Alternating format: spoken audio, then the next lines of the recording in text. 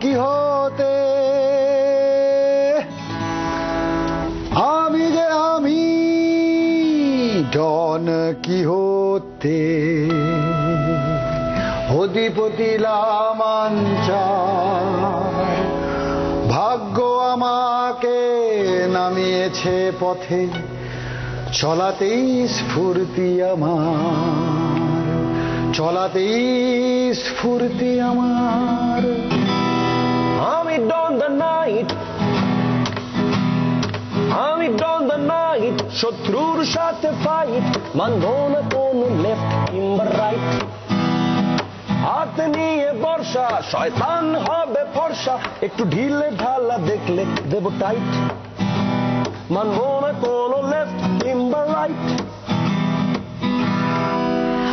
আর মনে হয় আমরা একদম সরাসরি প্রসঙ্গে ঢুকে পড়তে পারি, কারণ এতদিনে 24 ঘন্টা যারা দেখেন 24 ঘন্টা দর্শক তারা জেনে গেছেন অলরেডি যে ডন কিহোতে আবার নতুন করে ফেরত আসছে এবং সেই নাটকের মধ্যে সেই নাটকের মাধ্যমে সব থেকে বড় যে ঘটনাটা আমাদের এই পশ্চিমবঙ্গের মঞ্চে হতে চলেছে সেটা হচ্ছে যে একই মঞ্চে 3 প্রজন্মকে আমরা পাবো। 25 বছর বাদে অভিনয়ে ফিরছেন সুমন মুখোপাধ্যায় এবং সেটাও ভাই সুজন মুখোপাধ্যায় বা নীলের পরিচালনায়। অর্থাৎ মানে বাংলা করলে যেটা দাঁড়ায় সেটা হচ্ছে যে অরুণবাবুকে এবং লালদা নীলকে এক মঞ্চে তো পাবেনই, সঙ্গে যেটা বাড়তি পাওনা আমরা সবসময় যেটা দিকে তাকিয়ে থাকি যে দাদু এবং নাতিকেও আপনারা একসঙ্গে একই নাটকের একই প্রযোজনায় দেখতে পাবেন। নীলের পুত্র দায়াদ আছে। আচ্ছা, ওর নাম দায়াদ কেন? দায়াদ কেন না, আসলে ওর মানে আমরা ও যখন মানে জন্মাবার পর ভালো নাম খোঁজা হচ্ছে তখন এটা ওর মায়ের দেওয়া অ্যাকচুয়ালি, যে দায়ভার গ্রহণ করে, পারসন হু টেক রেসপন্সিবিলিটি, মানে বংশধরকেও দায়াদ বলে, সেই অর্থে রামচন্দ্রও দায়াদ আর কি। ও রামচন্দ্র নয় একেবারেই, কিন্তু ওই অর্থে দায়াদ মানে যে দায়ভার নেয় আর কি। আগে আমি ছোটকে দিয়ে শুরু করি। তোমার মূল কাজটা কি এই নাটকে? গিটার তো বাজাচ্ছ আমি বুঝতেই পারছি। আমার মূল কাজ এখন বলতে গেলে সবাইকে আমার নাটকটা মুখস্থ হয়ে গেছে, অন্যদের হয়নি। আমি অন্যদেরকে কিউ গুলো এইগুলো ধরিয়ে দেওয়া। গিটার তো বাজাচ্ছি এবং গ্রুপ থিয়েটার এটা বড় কাজ, কিন্তু সব থেকে বড় কাজ, তাই তো? যার যার মুখস্থ হয় কিউ ধরিয়ে দেওয়াটা একটা বিশাল কাজ। তো এইটা একটা আমার কেমন যেন মনে হচ্ছে লালদা একটা ফ্যামিলি রিউনিয়নের মতন। আমার বসেও সেটা মানে ওরকমই একটা ফিলিং হচ্ছে যে নিশ্চয়ই এটা একটা খুব সিরিয়াস কাজ। এবং এই সময় দাঁড়িয়ে আবার ডন কিহোতের মাধ্যমে ডন তাকে ভালো লাগে এই নামেই নাটকটি আসছে। নিশ্চয়ই সমসাময়টাকে তুলে ধরা, এই সময়ের সমাজ রাজনীতি যা চলছে চারপাশে তার আয়নাতে নিশ্চয়ই ডনকে আর একবার ফিরে দেখা। তো একটা সত্যি কথা আমি সবার কাছে জানতে চাইবো যে এই চরিত্রটা আমি শুনেছিলাম তুমি অনির্বাণকে অফার করেছিলে, অনির্বাণের ডেট পাওয়া যায়নি, এত বেশি সিনেমা করছে, সেটা আমাদের একটা বড় রাগেরও কারণ যে মঞ্চে কাজ করতে পারছে না।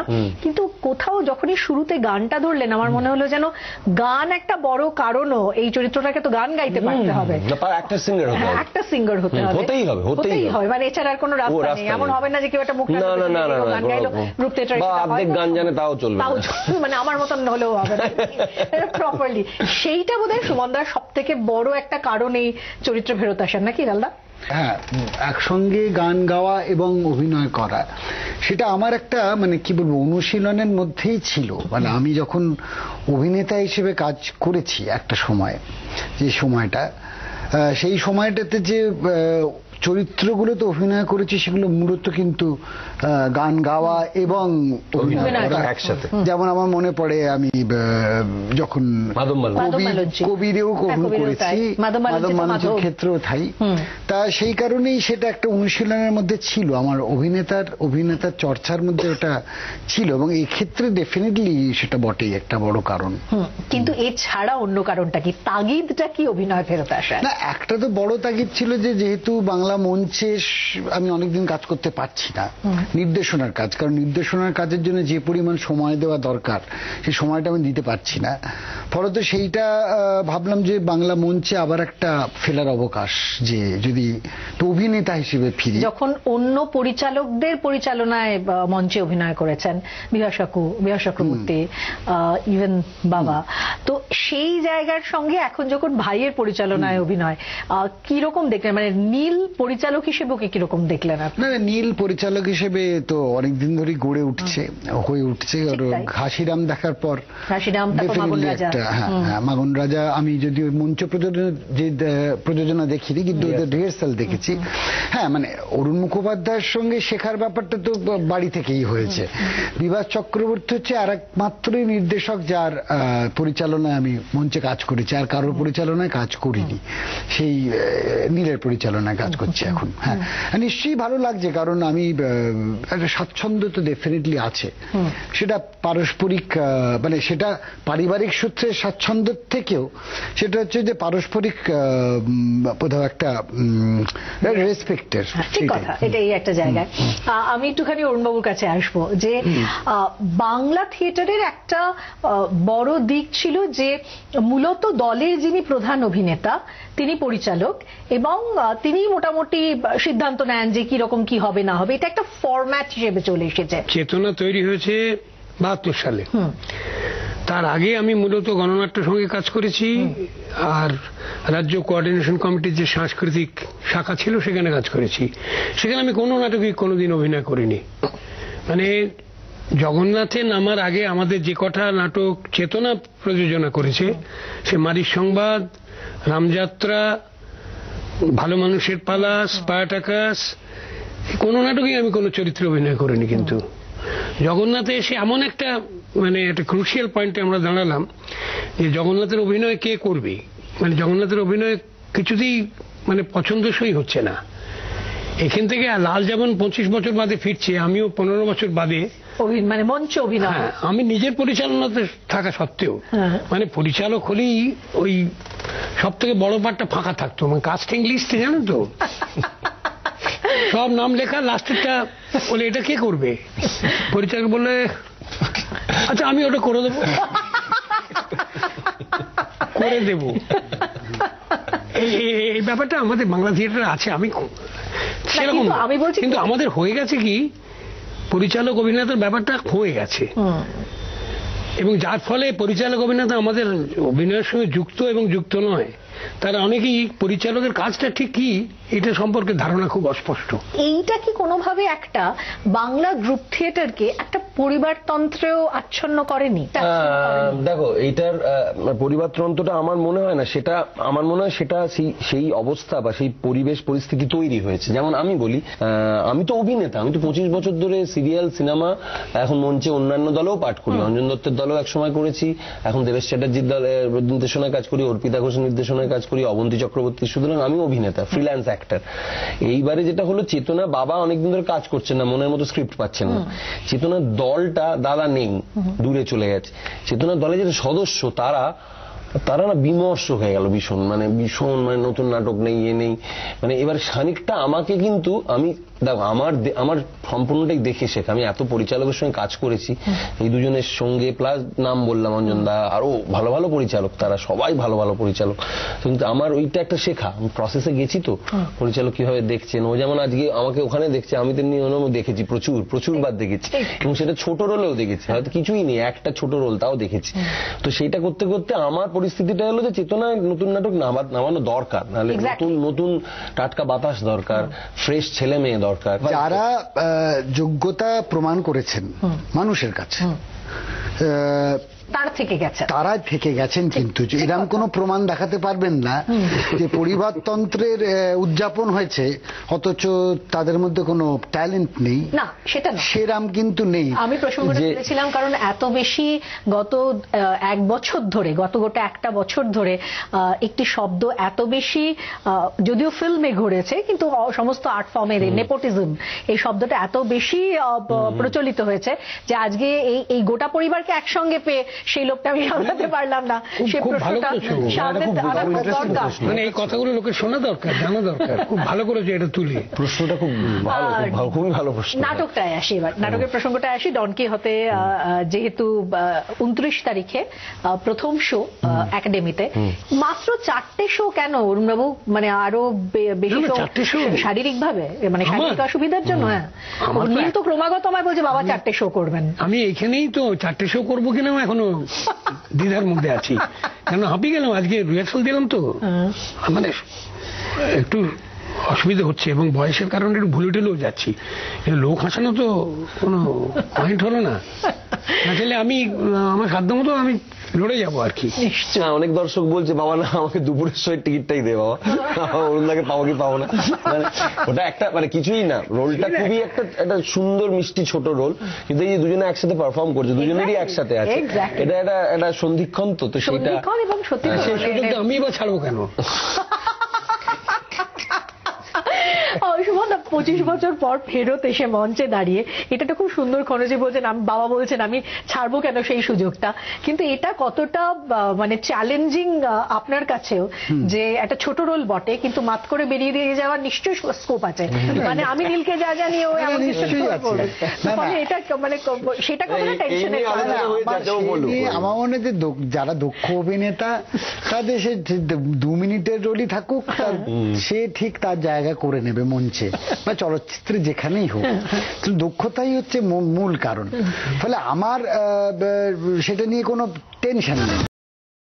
মনে হয় যে ফাইনার যে জায়গাটা সেটা হচ্ছে অভিনয়ে বা যে কোনো পারফর্মিং আর্টে অভিনয়ের ক্ষেত্রে অভিনেতার বোধের উপর বা সেই শিল্পীর বোধের জায়গাটার উপর, পড়াশোনা এবং এই বোধটার মধ্যে ভীষণভাবে সমসময়টা মিশে থাকে। কারণ একটা ডায়ালগ আমি যদি 94 সালে যখন অরুণবাবু বলেছেন যে প্রেক্ষিতে যেখানে বলেছেন, হয়তো সেম ডায়ালগ আজকে বলতে গেলে একটা অন্য প্রেক্ষিতে বলতে হবে, অন্যভাবে প্রেজেন্ট করতে হবে। তো এটাও কি কোথাও একটা পেছনের লোভ ছিল যে সময়টার মধ্য দিয়ে এখন আমরা যাচ্ছি, যে এই সময় এই চরিত্রটা দিয়ে আপনি হয়তো আপনার ভেতরের কথাগুলো বলতে পারছেন? না, আসলে তো আমার মনে হয় যে আমাদের যে অভিজ্ঞতার অনুষঙ্গে আমি বলি, আমার অভিজ্ঞতা যে আমি তো অনেক অভিনেতার সঙ্গে কাজ করেছি, অভিনেতা অভিনেত্রী, তারা প্রবীণ, তারা বড়, তারা তরুণ তরুণী, অনেক তারকা, অনেকের সঙ্গে অভিনয় করেছি, তাদের আমি পরামর্শ দিয়েছি, তাদের অভিনয় করিয়েছি। তার মধ্যে সৌমিত্র চট্টোপাধ্যায় যেমন আছেন, অন্যদিকে নাসিরুদ্দিন শাহ আছেন, এরাও আছেন। কিন্তু আমার যেটা মনে হয় যে আমি ক্রমাগত বুঝতে পেরেছি অভিনেতা কিন্তু তখনই বড় হয় যখন তার একটা দর্শন তৈরি হয়, তার একটা ফিলোসফি থাকে, সেই ফিলোসফি তাকে সবচেয়ে বড় অভিনেতা বানায়। কারণ দক্ষতা, ট্রেনিং, অনুশীলন এগুলো চলতেই থাকে অভিনেতা, তাহলে সে অভিনেতাই নয়। কিন্তু তাকে বড় মাপের অভিনেতা তৈরি করে তার যদি দর্শন থাকে, তার যদি সমসময়ের সঙ্গে যোগাযোগ থাকে, সে বুঝতে পারে যে চরিত্রকে সমসময়কে যদি তাকে জীবন্ত করে তুলতে হয়, তাকে আকার দিতে হয়, তাকে অবয়ব দিতে হয়, জীবন্ত অবয়ব, তাহলে সেক্ষেত্রে তার দর্শনটাই তাকে কাজ করায়। যেখানে এই নাটকটার সঙ্গে আজ সময়টার যে স্বপ্নের ফেরিওয়ালা ডন কিহোতে, সে কিন্তু তার এই সময়টার সঙ্গে তার কোথাও একটা সাঁকো, একটা সংযোগ তৈরি হচ্ছে, একটা সেতু তৈরি হচ্ছে। সেই সেতুটাই কিন্তু আমার কাছে অনেক বেশি ইন্সপায়ারিং। আমি অনেকদিন আগে করেছি তো একটা এ নিয়ে করেছি, চরিত্রটা এত বড় মাপের, এমন একটা দার্শনিক তার ব্যাকগ্রাউন্ড আছে যে লাল যেভাবে অ্যানালিসিস করছে আর কি, আমার কাছে আমি নিজেকে মানে কি নিজেকে খানিকটা বাহবাই দেব।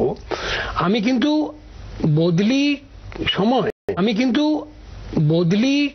সময় এবং অ্যাক্টিং এর যে বদলগুলো আসছে সেটা অ্যাপ্রিসিয়েট করতে পারছি। তার মানে আমার পয়েন্টটা বুঝতে পারছো? আমার পয়েন্ট অফ অ্যাপ্রিসিয়েশনের জায়গা থেকে আমি বলছি আমি এখনো মডার্ন আছি। ঠিক ঠিক, মানসিকভাবে তো মডার্ন, মডার্ন বলবো না, আমি বলবো প্রগ্রেসিভ। শুধু তাই না, বিশ্বাসটা বলছি। ও যখন এটা করে বলো এটা ঠিক আছে বা ওটা ঠিক আছে, ওটা আমি অন্য কোনো জায়গা থেকে বলছি না, আমি একটা মানে ভালো দর্শক। 94 সাল, 24 বছর আগে যে নাটকটা হয়ে গেছে, 24 বছর বাদেও একজন যিনি অনুবাদ করেছেন, পরিচালনা করেছিলেন সেই সময়, তার মনে হচ্ছে যে না নতুন নাটকের রিহার্সালে গিয়ে বসি, অনেক রিহার্সাল দেখবার ইচ্ছে তার হচ্ছে। তার মানে এই টেক্সটটা এখনো পর্যন্ত আমাদের সঙ্গে কিরকম ভাবে জুড়ে আছে। হাওয়া কলকে যে ভাবছে যে দৈত্য শত্রু, দর্শকের কল্পনাও কিন্তু এটা ডিমান্ড করে। ঠিকই, সময়ের সঙ্গে যুক্ত করার ক্ষেত্রে যারা অভিনয় করছে বা যারা প্রযোজনা করছে তাদেরই শুধু নয়, দায়িত্ব থাকে, দর্শকেরও দায়িত্ব থাকে, দর্শক সে দায়িত্ব গ্রহণ করে। এবং আমার আর একটা জায়গা আমার মনে হয় একটু পরিচালক হিসেবে নীলের কাছে আসবো, এটা তুমি একটা কথা বলো যে ধরো থিয়েটারের ক্ষেত্রে এটা একটা বিষয়, আমরা ধরো থিয়েটার দেখতে যারা দর্শক যান, চিন্তাশীল দর্শক, পড়াশোনা করেন, তারা এখনো পর্যন্ত ডন কিহতের গল্প তারা জানেন, এটা নতুন কিছু নয়।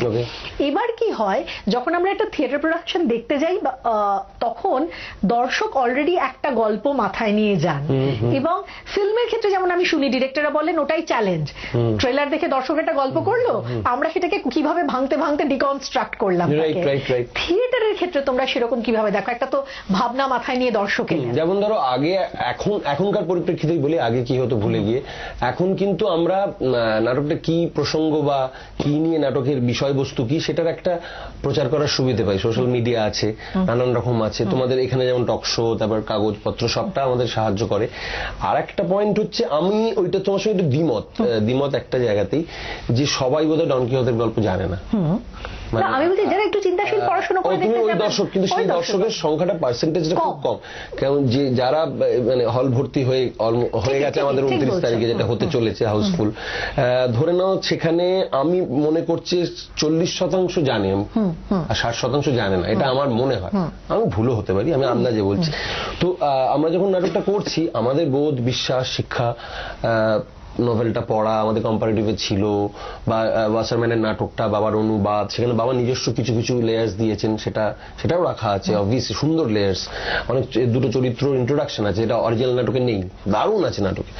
তো এই সবটা আমি যেমন আমার শুধুই যে আমার বিশ্বাস, আমি দেখছি যে আমি যেভাবে এই ডন কিহতের দর্শন বা ডন কিহতের জার্নিটাকে যেভাবে মেশাচ্ছি আজকের সময়ের সঙ্গে, শুধু যেন আমি ভাবছি বলে আমি চাই যে আমার এই কমিউনিকেশনটা যেন 90% মানুষ কমিউনিকেট করে। এটা সত্যি একটা খুব বড় প্রজেক্ট, বিগ ক্যানভাসের নাটক, এবং আমরা খুব পরিশ্রম করে, অনেক বাচ্চা ছেলেমেয়েরাও ওর সঙ্গে কাজ করছে। নিবেদিতা একটা মুখ্য চরিত্রে অভিনয় করছে, ও মানে জীবন দিয়ে দিচ্ছে নিজের। সতীশ সাঞ্চো পানজা করছে, এবং প্রবুদ্ধদা এবং তার টিম ও তার মধ্যে আছে। আমি কৃতজ্ঞ প্রবুদ্ধতার কাছে, এবং এরকম একজন এমন অভিজ্ঞ, এরকম ট্যালেন্টেড ইনভলভ, অসম্ভব। মানুষটাই ওরকম, যেটা পছন্দ হয় সেটা খুব প্যাশনেটলি করে, আদারওয়াইজ নেয় না প্রজেক্ট। আমার সাথে মাঝে মাঝে ঝগড়াও হচ্ছে, আর তুমি আমার কথা কি শুনবে না? না, আমি তোমার কথা শুনবো না, কখনো বলেছি। Really enjoying. বারবার জিজ্ঞেস করছে মিউজিকের, খুব মিউজিক একদম নাটকটা তো মিউজিক্যাল। এটা যেমন আমাদের স্বভাব, আমাদের একটা বিরাট, আমাদেরও শেখা, আমাদের প্রসেসে যাওয়া, আমাদের যারা দেখবেন, ভালো লাগা, খারাপ লাগা, মন্দ লাগা, আমি আগে থেকে বল, তাদেরও না একটা না কোথাও একটা ভাইব্রেশন হবে। আচ্ছা বেশ, আমাদের আড্ডারও শেষ হচ্ছে, আমরা আরেকটা গানও শুনবো, কিন্তু তার আগে একটা কথা, সত্যি কথা লালদা বলুন, 2 যুগ পরে মঞ্চে দাঁড়াতে একটু কি টেনশন হচ্ছে? সেটা এই একটা আমার জীবনে দুঃস্বপ্ন ছিল, আমাদের অভিনেতাদের সবারই থাকে বোধহয়, যে কিছুতেই হলে পৌঁছতে পারছি না। সন্ধ্যে 6:30 শো, 6টার সময় বারাসাতে কোন একটা স্টেশনে আটকে আছি, হ্যাঁ, বা গড়িয়াটের কোন মোড়ে জ্যামে আটকে আছি, বা কোন একটা প্রপস নিয়ে ঢুকতে ভুলে গেছি, হ্যাঁ, পোশাকটা যেখানে রাখার ছিল সেখানে নেই, এরপরই ঢোকা আছে, কিউ এসে গেছে। এটা নাইটমেয়ার, এইটা থেকে চলে গেছিলাম অনেকদিন আগে, অন্যদের দিতাম নাইটমেয়ারটা অভিনেতাতে।